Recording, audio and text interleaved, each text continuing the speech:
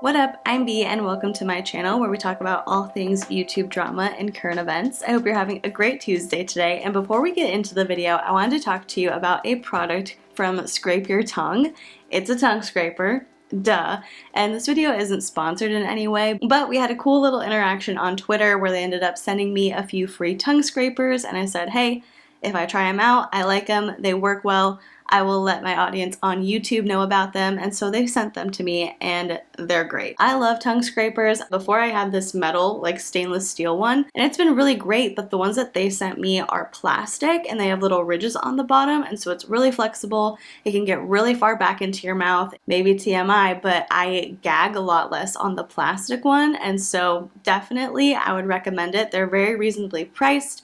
This company, Scrape Your Tongue, I'll put a link down below. It's not affiliate at all, but like I said, I do like the product and I want to give them a shout out. They recommend that you replace them every month or so just for sanitation purposes. They also have a monthly subscription that saves you a lot of money, and every purchase that you make from their website helps them donate tongue scrapers and educational materials to teachers to help give to their students and educate them on the importance of good hygiene. So if that sounds like something you want, go ahead and click the link down below. I'll put the link to their website and to the Amazon listing for it in case you have Prime. You can get it really easily that way. And also, thank you to Scrape Your Tongue for sending me those out to try. Now, moving on to today's topic. Classically Abby, aka Abigail Roth, aka the former Abigail Shapiro. She is Ben Shapiro's sister. She has a YouTube channel and a blog. Her channel here started on February 9th, 2019, so just about a year and a half ago, and she has about 62.4 thousand subscribers, pretty big audience. And she started out doing just kind of like lifestyle videos. I think that's pretty common for somebody when they start out on YouTube. They don't exactly know where they fit. I know for me, I tried a bunch of different stuff before I found really kind of, you know, I wouldn't say that I have a niche, but I have a general idea and general kind of purpose of my content now that I definitely didn't have when I first started. And so she did videos about singing opera. She's a classically trained opera singer, so like videos of her singing, doing reviews with her husband of different movies, doing fashion, makeup, just general lifestyle things, and she was posting pretty sporadically. She didn't have necessarily a set schedule. But earlier this year, on January 24th of 2020, she posted a video called 10 Things You Should Know Before Becoming a Wife, where she gave some pretty suspect advice, in my opinion, about marriage and getting ready for all of that. And then just a few days later, on January 29th, 2020, she posted a video called 1 Year Anniversary, Get Ready for Some Changes. And she talked about how leading up to now, she'd just kind of been posting the things that she liked and she was interested in, and she wanted to put a little bit more focus on YouTube and kind of, she didn't say it in this words, but essentially creating a brand for herself. And so she looked at all of the things that she was posting about and realized that they had one thing in common. They all had being classic at the root of them. All of her hobbies, her interests, her style, everything related to being classic. And I'm not sure if she had a different name when she first started, but her name is Classically Abby on YouTube, so I think she kind of knew that before, or maybe she just had a different name. I don't know. But in any case, when she came to that realization, she said, okay, I'm going to buckle down and I'm going to focus up on this and start posting more consistently on YouTube. She also said that she was going to be posting more consistently on her blog as well, and so I checked it out, and from what I can see, it's just all of her YouTube videos, but categorized depending on what they're about. I didn't see any written pieces, so I don't know if she posts anything extra on there, but it looks like it's basically just a place to put all of her YouTube videos to maybe get more eyes on it and attract a different audience. Who knows? I did find it kind of funny though, because it is just littered with trademarked phrases such as classic crew, let's be classic, and conservative influencer, which essentially sums up the persona that she's putting on, what she wants to be known for here on YouTube as an influencer. It's for being conservative, for being classic, for being not necessarily outright religious, but she does talk about her faith and like marrying people within your faith and all of that. And since switching her content, she has been purchasing a buttload of ads on YouTube. I've seen one like every day for probably the past month, so I know that you've seen them too. And that's brought a lot of people to comment on her. I've seen tons of commentary channels do videos about her, but I didn't watch any of them. And so when I started watching her videos with the idea that I was probably gonna make a video about her, I thought, okay, I can go in, I can check out a few of them and maybe put together kind of an overview of who she is, what her values are, the kind of content she puts out, and why I think it's wrong. Because all the thumbnails I've seen are of people who look to be criticizing her. The thumbnails are unflattering, the titles are kind of inflammatory, and so I figured it was going to be pretty rough. Additionally, a lot of her titles and her thumbnails can kind of strike a chord too, and so I figured it was going to be something that I would have a problem with. Her content was going to be something that I was just like, no, this isn't okay, this is all wrong. And so I started watching, and it kind of made me think about when I posted some videos about Girl Defined a few months back, because one of my biggest points in my videos about Girl Defined was this is very much in-group language. The way that you're speaking, the things that you're talking about are not going to be accessible to a wide audience. It can be very alienating to somebody who didn't grow up in the same community that you did. I don't think this is effective. Who is your audience? And duh, so many people said their audience is people like them, people who grew up in the same faith as them, who are young Christian women who want to get married early and kind of fall under these traditional conservative Christian roles in their life. And so I had that in the back of my mind as I was watching her videos, because a lot of the things that she says aren't things that many people would identify with. Yes, if you grew up in a conservative household, or if you grew up within a similar religion to hers, it would be something that you could kind of fall in line with pretty quickly and say, yes, this sounds familiar. Okay, I like your personality.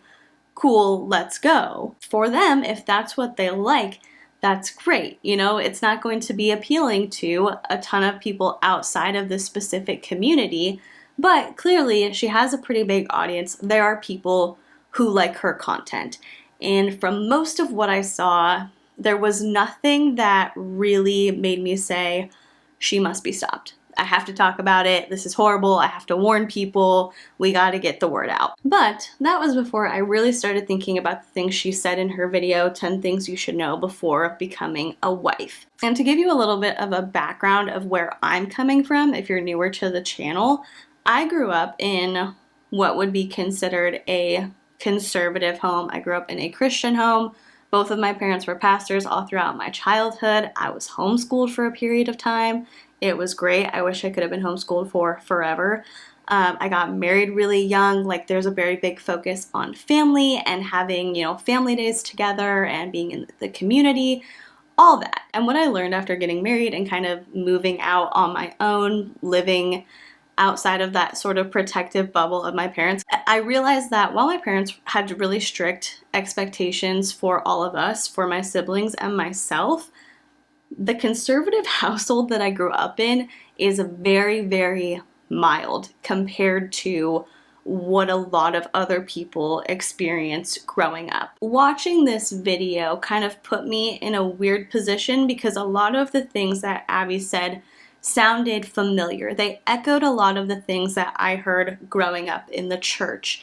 But I also had opposition to them, because while I was raised in that conservative Christian environment, and my parents technically kind of did follow gender roles, where my dad always worked and my mom was either working at the church, or when she wasn't, she was homeschooling me, or she was taking care of my brother who has special needs if she wasn't working. Like, they definitely fell into that traditional gender role lifestyle. They were also teammates, and I never saw any sort of inclination that there was an imbalance of power in the household, which is a lot of what comes up when you are talking about relationships within the church. And that's really what's at the core of the problem that I have with this video from Classically Abby. If I had been raised in a more extreme conservative religious household, I would definitely have a very different perspective on relationship dynamics. I mean, everybody has different expectations and experiences based on what they saw growing up.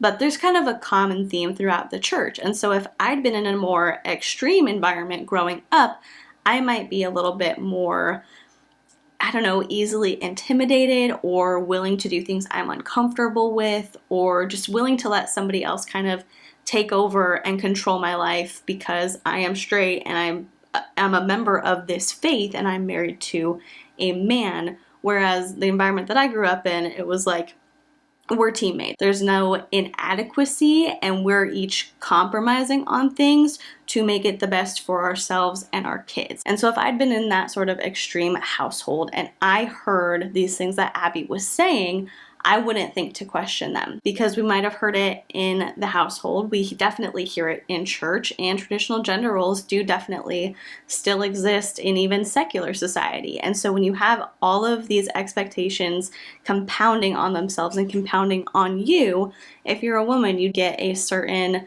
sense of what is expected of you just because you were born a woman. And that's why I wanted to talk about the really problematic parts of Abby's video, to just kind of put a different perspective out there from somebody who comes from somewhat of a similar background as her.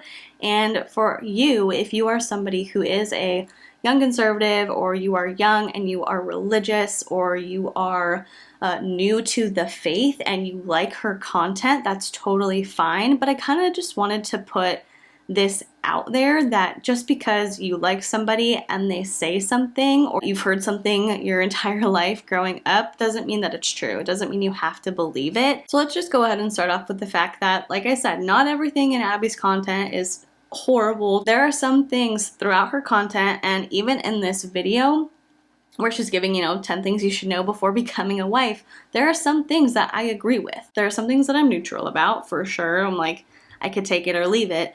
But there are some good pieces of advice in there. And I thought about going point by point through her entire video, but I was like, you know what? I'm chatty. I love to talk. That would make this video a million years long, because I would want to share my opinion and my experience with everything. So let's just avoid that issue completely and really get out the important parts of this. The parts that, if presented in the wrong way or accepted by a person in a place where they are less than empowered, could potentially lead to abusive relationships. And like I said, I'm not trying to be dramatic, but I've seen it happen. I grew up in the church. I'm gonna, take a shot every time I say that, but like, I have seen it happen. This exists. This is real. So whether you disagree with me or not, I did want to put my opinion, my kind of counterpoints to these out there, because it is an important conversation to have. And I think we can have a really interesting discussion about it. I'm definitely excited to hear what you guys think in the comments below. But let's go ahead and address the most problematic parts of her video, 10 things you should know before becoming a wife. The first 2 points that we're going to sort of present opposition to are: take the time to learn how to cook, and be respectful when your husband says he needs time. And I wanted to put those two together because they are gendered. And yes, this is things you should know before becoming a wife. It's from a wife's perspective. So yes, I understand that that is why they are gendered. But I think these put unnecessary expectations on women when they should be expectations for both parties. So yes, I understand she's speaking as a wife. These are things that as a wife she has found important, but I think it would have been more beneficial to her audience if she had just said 10 things to know before you get married, 10 things to know to be a good spouse, instead of focusing so much on those gender roles and the expectations of women in conservative households and religious households, just bringing it up as, this is a good thing to know. Like, this is good if you're in a long-term relationship, if you're married, if you're engaged, whatever it is, this is good info to have. Because the one with cooking, after she said it, she said, not all wives cook. I can totally respect that. And I feel like she doesn't respect it. I feel like she thinks that this is the way to be a wife, is to cook. And she talks about how much she loves cooking for her husband, and it's really great to have these meals in your pocket that you can throw together really quick and all that. And those points are valid. I mean, I am somebody who, my personal household, it's kind of split. I kind of grew up having an interest in cooking, and so I definitely have more experience cooking, and when we first got married, I kind of like took the lead on that just because that's what I was comfortable doing. And it is fun when you make something really delicious or you pick a recipe out with your partner in mind and you know they're really gonna enjoy it. That's a totally cool thing. Like, it's a really cool feeling to have. So like I said, when I first got married, I took that on. I enjoyed it. It wasn't a problem. But as my own responsibilities evolved and as our lives just kind of changed and time went on, I realized that it was causing, not necessarily out of stress, but it was taking away from other things that I felt like I needed to do in order to be fulfilled, for me to be cooking every meal every night of the week. And so I had a conversation with my husband, and he was like, yeah, I can pick up the slack on that. And now we split dinners. We kind of alternate every other night. It's not like a strict schedule, but we each know that, hey, like if I'm going to be busy this day, whatever, you'll pick it up. And that's a totally normal, healthy thing to do. But I don't know if I would have been able to step up and ask for that and expect that it was going to be okay for me to ask for that if I grew up in a more extreme household, if there was more of a focus on honoring those gender roles throughout my childhood. And I feel like it's important to watch the way we talk about this as we get older, because this further reinforces that as a wife, you should learn to cook before you get married. In reality, I think like the dream is that both people in a relationship who are living together would know how to cook, would have a basic level of skill when it comes to preparing food, and be able to not only cook for themselves, but then also be able to be a team player and cook in their own home. Straight up, like after you get married or after you move in together, you're together all the time. Going out to eat for every meal can be pretty expensive, and it might not make you feel the best depending on the food that you're getting. Plus, after marriage weight gain, or like happy relationship weight gain, is a real thing that people gotta watch out for because it hits you out of nowhere. But at the end of the day, knowing how to cook moderately healthy meals at home, that's the ideal thing. And so yes, learn how to cook. If you are, an able-bodied adult living on your own, you should probably know how to cook chicken breast or prepare a soup. I don't know, like basic meals. But that should be for any person of any gender, not just a wife. And then on to the second point of be respectful when your husband says he needs time. Again, it's gendered.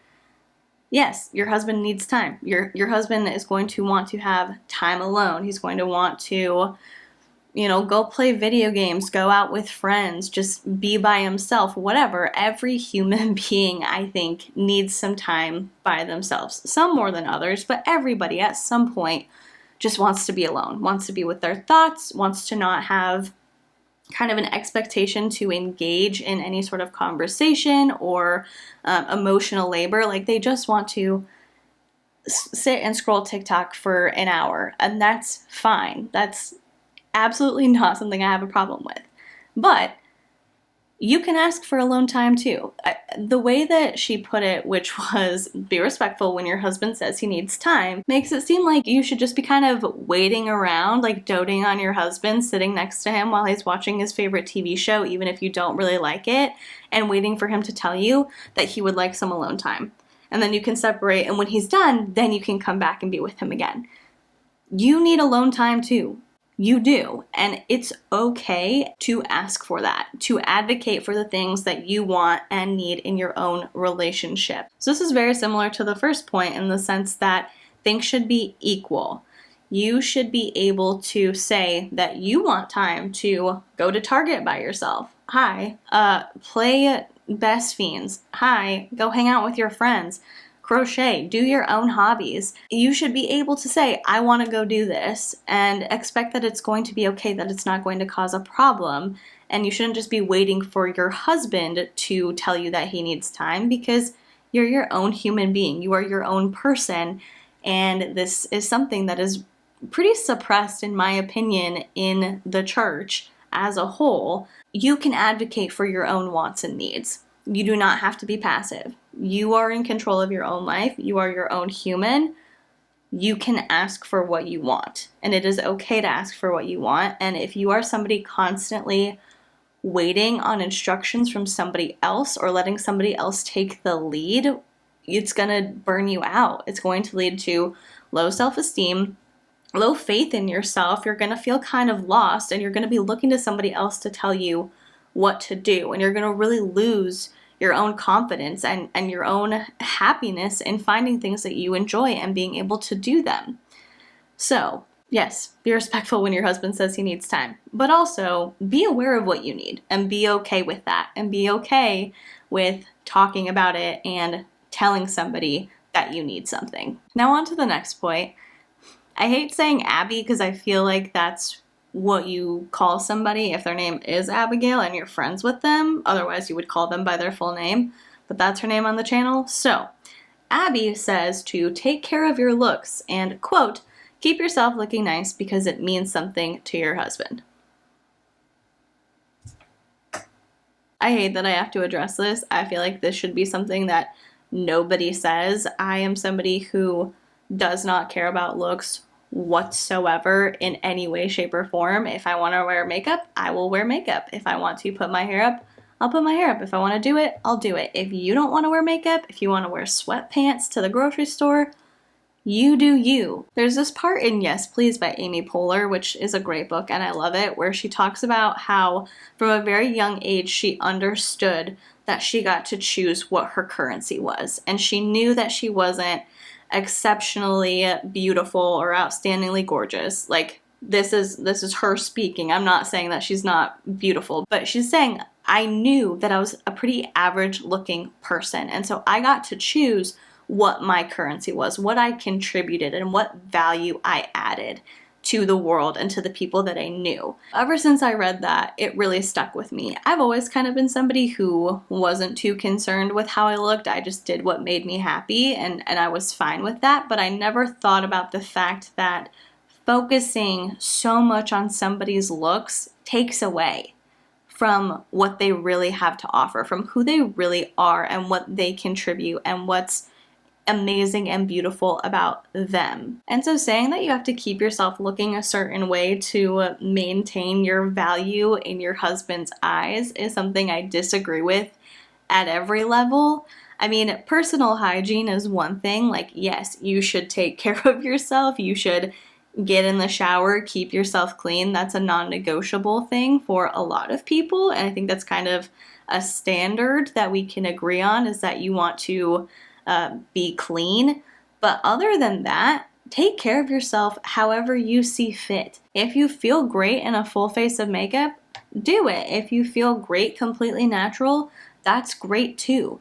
Do what makes you feel the most comfortable, the most confident, and the most like yourself, because that's who you are. That is what matters. And the fact that she says that you should keep doing this, keep taking care of yourself and putting on makeup after you get married, further pushes the idea that I see a lot where women will catfish a man that they want to marry by dressing up, being really fancy all the time, like always having makeup, full head of hair done, like all of that. And then as soon as they get the ring, they let themselves go. Oh, my wife, she was smoking hot when we were dating, but now she really let herself go.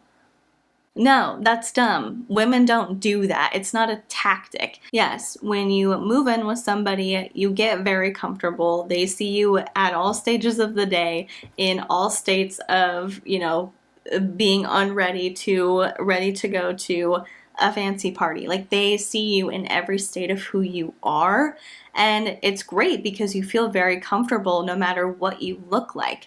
And that's the beauty of it. Be who you are. Dress how you feel comfortable. Dress in the way that makes you happy, and get ready in the way that makes you feel happy. That person's going to love you no matter what. And if your husband decides that he no longer wants to be with you because you're not getting your hair trimmed every 6 to 8 weeks, that sounds like a him problem to me, and not necessarily something that you should worry about, because who wants to be with somebody who's so shallow that they would see you differently when you're wearing leggings and a t-shirt compared to a sundress and wedges. Just my perspective. Now on to the last problematic point in Abby's video, and this is a big one, and it's gonna get kind of dark, but it is important to talk about, so let's just try and trudge through this with as much sensitivity and tact as we can. The last point I want to discuss is the point where she says it's okay to change for your partner. And then she talks about it a little bit, and eventually she says, because they want the best for you. They might notice things about you that you could work on. So at the heart of this, yes, everyone has areas that they can work on in themselves. Everyone has a place where they can stand to improve, and it would probably benefit them. And if you have a partner who has a good heart and has your best interest in mind and truly is coming to you with something and saying, hey, I'm kind of concerned about this, this toxic trait or this bad habit, I think maybe we could work on it. And you guys, talk about it, have a rational discussion, and then walk away with kind of an idea of a plan to implement this positive change. That's one thing. But Abby didn't give any examples in this. She very broadly just said, listen to your partner when they tell you that you're doing something wrong. When they say that you could work on this, listen to them because they want the best for you. Okay, but there's a very big difference between your partner approaching you and saying, hey, I noticed that whenever we make plans with our friends, we're always running late, and typically it's because you're not ready to leave on time or you just don't necessarily care about getting there at the agreed upon time, and I think that's rude. I think if we made a plan, we should stick to it and we should honor our friends' times. And so can we work on leaving in enough time to get to wherever it is we're going at the time that we said we would be there? There's a difference between that and your partner manipulating you because maybe they're out doing something that they know you wouldn't be happy about or that they shouldn't be doing that violates your trust, and you were texting them, where are you? What are you doing? I thought you were going to be home now, and it causes a fight, and you say something like, or your partner, I'm not going to put you as the bad guy. The partner says something like, how dare you question where I was? Don't you love me? Don't you trust me? Why are you texting me asking where I'm at? You shouldn't do that. You should just trust me and not have to question me and keep tabs on me 24 hours a day. There's also a difference between that and a partner getting physical with their spouse and afterwards saying something like, I just get so emotional. I love you so much and I'm so passionate, and when you get upset with me, I get worked up and I can't help it. But I don't want to hurt you because I love you. So you need to make sure that you don't get mad at me and you don't get me worked up like that. You see the difference? You see the difference in saying, hey, we're chronically late. Can you maybe try and value other people's time because we love them and we respect them, and we'd love to show them that by arriving at places on time? And don't text me, don't keep tabs on me. You're being nitpicky. You're not trusting me. You make me feel like you don't love me because I'm out doing something that I shouldn't be doing, and I don't want you to know, so I'm not texting you back. And when you get mad at me, I get worked up, and that's why I punched you in the face. So don't get mad at me because I don't want to hurt you. You see the spectrum of changes that your partner could be trying to correct you on? There's a difference, Abby, and that's why specificity is so important, because maybe she is blessed and lucky enough to have never had a manipulative partner or boyfriend or relationship of somebody who doesn't want the best for her, trying to change her to fit their own needs. And so maybe she doesn't even think of it like that. Or maybe she has been manipulated and she's seen it happen and she thinks, well, this is normal. In heterosexual relationships, the man is supposed to lead. This is normal. This is what I grew up with. It's just a fact of life. I don't know her experience, but I think to be a responsible content creator, you have to know that, I hate to put this comparison in, but there's this concept of the least educated member of the audience, where when you are giving a public address or you're giving a speech, you're talking about something to a wide group of people, you have to consider the least educated person. As in, when you are talking, you have your own ideas, you have your own experiences, you have your own knowledge. But in order to be an effective communicator, you can't expect that everyone is on the same level as you, especially when you're the one talking. You have to consider that there are other people who might need supplemental information in order to understand your point. And so saying it's okay to change for your partner might be something totally different to her than it is to somebody who is being manipulated, somebody who is being abused, somebody who grew up hearing that person's in charge, I don't get a say in my own life, they're the leader of the household, whatever they say goes, and I guess if I don't want to get hit, I gotta make this change. I guess I just can't get mad anymore because it's on me. I caused the problem by being upset about this thing. So I have to change. That's a change I have to make. And that's really not the way that it should be. So yes, if your partner is loving and has good motives and wants the best for you and approaches you about something that you can work on to be overall more successful and an even better human being than you already are because they love you, you can hear what they have to say and decide if you're going to implement it or not. It's okay to change for your partner in that way, but you have to be more specific. You have to give examples. You have to give additional information. And I feel like, kind of a side note, that's why I get so long-winded sometimes. I feel like effective communication takes time. And so with Abby's videos, a lot of them are really short, which I definitely saw examples like this in the videos that I saw where I thought, okay, I can see where she's coming from, but somebody else might hear that differently, which is going to happen no matter what. Whenever you're putting a piece of information out onto the internet for anybody to see, obviously that's going to happen. That's kind of unavoidable. But I think as somebody whose intention is to influence the way other people live, like it is with Abby's, to talk about the importance of family and changing your life plans to accommodate your future kids because that's what's important to you and your spouse, and the way you dress and the way you present yourself. You're influencing the way people do those things. That is her goal. And so when that is your goal, to influence the way people live their lives and the way that they feel about themselves and how they feel comfortable either advocating for themselves or not, it is your responsibility to give as much information as you can, to expand on the ideas that you give, because not everybody has your same life experiences and not everybody will hear things the way that you intend them if you are too brief. Another point that she mentioned that I didn't necessarily think was problematic enough to warrant a full discussion on was, let your home be welcoming to your husband's friends. Okay, great. Expand on that though. Say it's okay to set boundaries of when your husband's friends are coming over, but when they do, let them feel welcome. Know that you want your own friends to come over sometimes, and what are the expectations of that? Are you guys going to hang out together? Does it depend on who's coming? Just having those conversations. Yes, let your home be welcoming to your husband's friends, but there shouldn't be a period at the end of that sentence. There should be more that follows.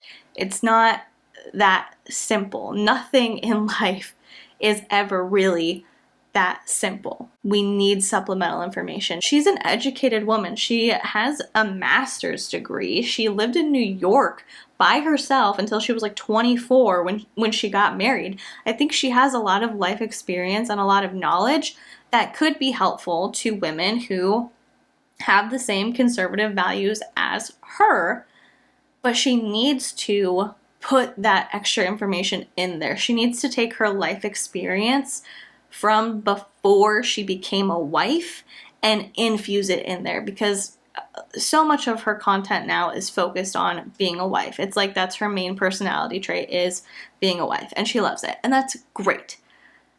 But she has already found the person who she wants to be a wife to, and from all accounts, I don't know their lives, it's a happy, healthy marriage.